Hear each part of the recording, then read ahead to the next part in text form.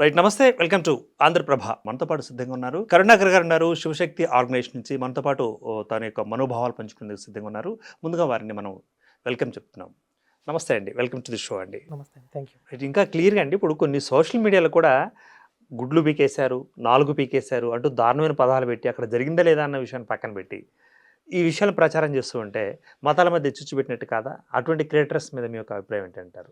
వీళ్ళందరినీ ఫస్ట్ తీసుకెళ్ళి జైలు వేయాలి. ఇప్పుడు ఓ పక్క ఇన్వెస్టిగేషన్ జరుగుతున్నా కూడా జనాలను ఇట్లా రెచ్చగొట్టేలాగా ఎందుకు ప్రవర్తిస్తున్నారు వీళ్ళు? వీళ్ళ అంతర్గత ఎజెండా ఏంటో తెలియాలి. నా దృష్టిలో వీళ్ళ నెట్వర్క్ అంతా కూడా ఒక ఇంటర్నేషనల్ మాఫియా వాళ్ళు ఆర్గనైజ్ చేస్తారు. ఈ వ్యవస్థ అంతా కూడా విద్రోహుల గుప్పిట్లో ఉంటుంది. వాళ్ళు ఈ దేశం యొక్క క్షేమాన్ని కోరుకోరు. ఈ దేశం డెవలప్ చెందాలి, ఈ దేశం ఆర్థికంగా అభివృద్ధి చెందాలి, ప్రశాంతంగా జీవించాలి అని వాళ్ళకు ఉండదు. ఈ దేశం అస్తవ్యస్తం అయిపోయినప్పుడే, అంతా వ్యవస్థలన్నీ కుప్పకూలిపోయినప్పుడే వాళ్ళు మత మార్పిళ్ళు చేయడానికి అనువుగా ఉంటుంది. అభివృద్ధి జరిగిందనుకోండి, ప్రజలందరూ సుఖశాంతులు జీవిస్తున్నారు అనుకోండి, మా మతంలోకి రండి, మా మతంలో మీకు కష్టాలు తొలగిపోతాయి, మా దేవుడు అద్భుతాలు చేస్తాడు, వలయడానికి అవకాశం ఉండదు కదా. కాబట్టి ప్రజలు ఎప్పుడు కూడా దుఃఖంలో ఉండాలి, విచ్ఛిన్నం అయిపోవాలి దేశం అంతా. అప్పుడే వీళ్ళ మత సామ్రాజ్యం విస్తరించింది. కాబట్టి ఏదో ఒక విధంగా ఘర్షణలు పెట్టి ఈ దేశాన్ని అభివృద్ధి చెందకుండా అడ్డుకోవాలి. ఇక మా యేసుని నమ్ముకున్న అమెరికా చూడండి బాగా డెవలప్ అయింది, ఇప్పుడు అమెరికాను చూపిస్తూ ఉంటారు. ఆఫ్రికా కంట్రీస్ యేసుని నమ్ముకోలేదు, అక్కడ అడుక్కుదంటలో వాళ్ళు. మరి వాళ్ళందరూ యేసుని నమ్ముకుని ఎందుకు డెవలప్ అవ్వలేదు? వాళ్ళు ఇప్పుడు భోజనం కోసం హత్యలు చేసే పరిస్థితి అక్కడ. ఈ పూట భోజనానికి డబ్బులు లేక పాకెట్ మనీ కోసం హత్యలు చేసే పరిస్థితి ఉంది అక్కడ. కొన్ని దేశాల్లో అపరిశుభ్రమైన వాతావరణాల వల్ల చిన్న చిన్న పిల్లలు విరోచనాలే చచ్చిపోవటం, వాంతులై చచ్చిపోవటం ఉంది. యేసు నమ్ముకున్న దేశాలే కదండి, ఎందుకు అభివృద్ధి చెందలేదు? అంటే వీళ్ళ స్ట్రాటజీ అది. ఏదో ఒక డెవలప్ అయిన కంట్రీని పట్టుకొచ్చి మా యేసు నమ్ముకోవడం వల్ల ఈ దేశం ఇలా అయ్యింది. నిజానికి ఈ యేసు బిడ్డలు రాకముందు, అంటే 300-400 సంవత్సరాలు వెనకపోతే, భారతదేశం ప్రపంచ ఆర్థిక వ్యవస్థలో ఒక గొప్ప ఆర్థిక వ్యవస్థ. 27% జీడిపి భారతదేశానికి. ప్రపంచంలో 4వ వంతు. మిగిలిన దేశాలు అన్నీ కలిపి 3 వంతులు ఉంటే 1 వంతు భారతదేశం ఉంది. మరి అంత గొప్ప ఆర్థిక వ్యవస్థ ఎలా నిర్మాణం అయింది ఇక్కడ? వీళ్ళు వచ్చి మనకేదో నేర్పించారు, మనం ఏదో ఆటవిక జాతిగా ఉంటే వాళ్ళు ఏదో ఉద్ధరించారు అని మాట్లాడే వాళ్ళు ఉన్నారు. ఒకసారి మీకు వీడియో చూస్తాను, ఫోన్ అంటే. Yes please.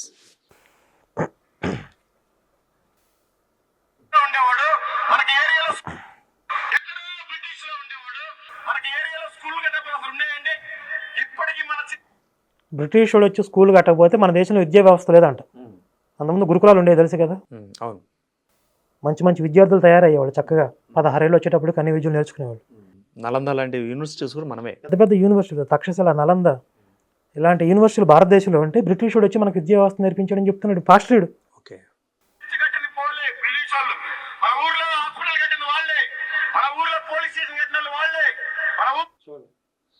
పోలీస్ స్టేషన్లు, హాస్పిటల్స్ వాడు కట్టకపోతే మనకు చేత కాదు అసలు. ఎవరు డబ్బులతో కట్టారు, ఎవరిని కూలీలుగా పెట్టి కట్టారు, ఎవరి కోసం కట్టారు?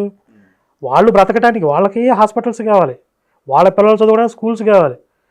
అందుకని మనకున్న వ్యవస్థలన్నీ పాడు చేసి వాళ్ళకు అనుగుణమైనటువంటి వ్యవస్థను తయారు చేసుకున్నారు. ఓకే.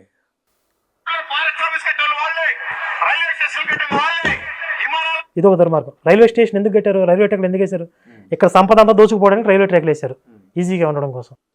మొదటి ప్రపంచ యుద్ధంలో ఇక్కడ పండిన పంట అంతా కూడా తరలించకపోతే ఇక్కడ కరువు చచ్చిపోయారు.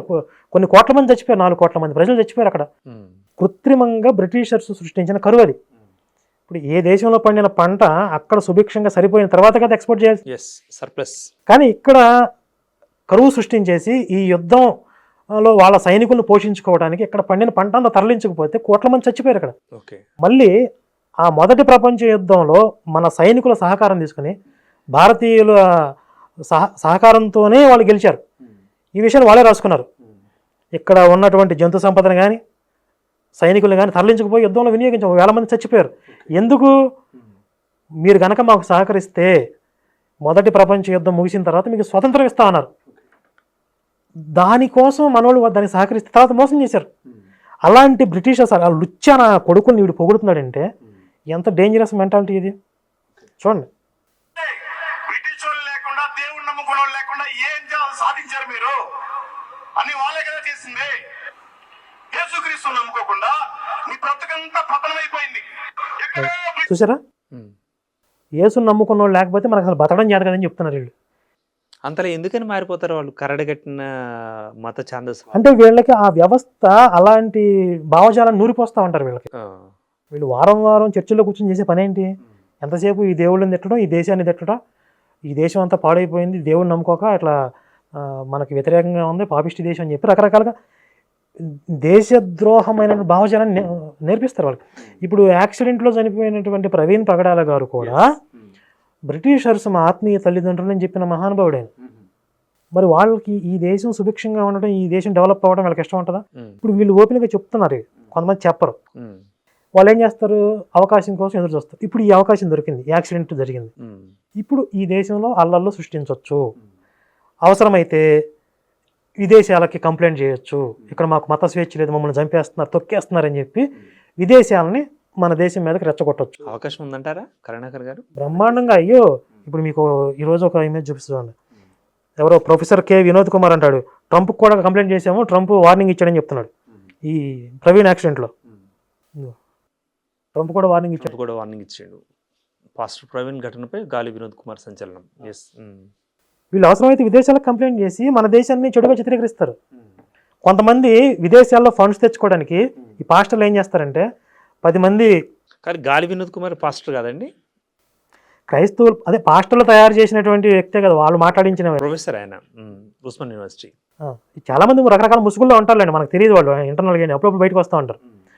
కొంతమంది చిన్న చిన్న పిల్లల్ని దత్తత తీసుకుని లేకపోతే అనాథాశ్రమం నడుపుతాం పేరుతో వీళ్ళు ఇక్కడ ఆటవికంగా బ్రతుకుతున్నారు, వీళ్ళని తీసుకెళ్ళి ఈ బాల కర్మాగారాల్లో పనిచేపిస్తూ ఉన్నారు, ఎంత దుర్మార్గంగా వీళ్ళని పిల్లల్ని అనగదొక్కుతుంటే మేము కాపాడుతున్నాం అని చెప్పి.